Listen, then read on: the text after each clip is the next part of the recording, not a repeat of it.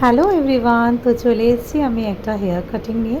তো আজকের ব্লগটা একটু অন্যরকম, ভাবলাম আমি আমার পার্লারের কিছু কাজ তোমাদের সাথে শেয়ার করি। তো আজকে একটা হেয়ার কাটিং ছিল, তাই ভাবলাম তোমাদের সাথে শেয়ার করি। তো আমার যে ক্লায়েন্ট, তার হেয়ারটা দেখতেই পাচ্ছ কতটা বড়। তো আজকে বলেছে এই হেয়ারটাকে আমাকে পুরো উড়িয়ে দিতে হবে। তো তোমাদের দেখাই, ওর হেয়ারটা পুরো ড্যামেজ হয়ে গিয়েছিল, স্প্লিটেন্ড হয়ে গিয়েছিল। ও বলছে যতটা পারো কেটে বাদ দাও। তো অনেকটাই হেয়ারটা ড্যামেজ হয়ে গিয়েছিলো, তাই জন্য কেটে একদম ছোট করতে চাইছে। আর প্রচুর হেয়ার ফলও হচ্ছিলো, কারণটা হচ্ছে এই কারণেই ও আরও হেয়ারটাকে ছোট করবে বলে আমার কাছে চলে এসেছিলো। তো আমি বারবার ওকে জিজ্ঞাসা করছিলাম যে হেয়ার কাটিং করার আগে যে হেয়ারটা কি তুই সত্যিই ছোট করবি? তো বলছিল হ্যাঁ, আমাকে কেটে আমারটা উড়িয়ে দাও, আমি আর রাখতে পারছি না। তো যাই হোক, ওর কথা মতো আমি চুলটাকেও কেটে উড়িয়ে ফেললাম। তো দেখো, আমার কাটতে সত্যি করে লং চুল কাটতে আমার খুবই মানে কষ্ট হয়।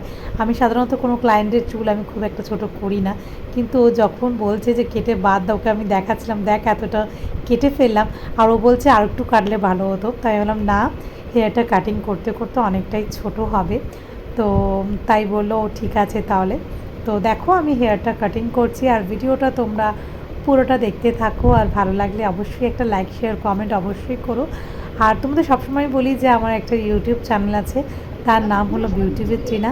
তোমরা ওখানে গিয়ে আমার চ্যানেলটাকে সাবস্ক্রাইব করতে পারো, ও লাইক ও শেয়ারও করতে পারো। আর আমার ফেসবুক পেজ যারা এখনও ফলো করনি, প্লিজ আমার পেজটা ফলো করে দিও। আর কমেন্ট তো অবশ্যই করো, আর ভিডিও যদি ভালো লাগে একটা লাইক শেয়ার কমেন্ট অবশ্যই করে দিও। তো আজকে দেখতেই পাচ্ছ ক্লায়েন্টের হেয়ারটা কাটতে কাটতে কতটা ছোট করে দিলাম।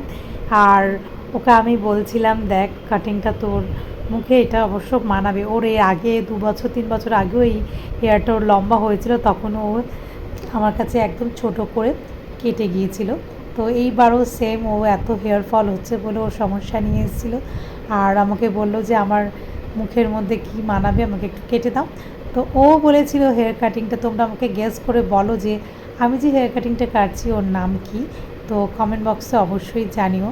আর আমার ক্লায়েন্টের লুকটা সত্যি করে বলতে একদমই চেঞ্জ হয়ে গেছিলো। ওকে মানে মুখটা খুব মিষ্টি দেখতে লাগছিলো। তারপর তোমাদের সাথে শেয়ার করব।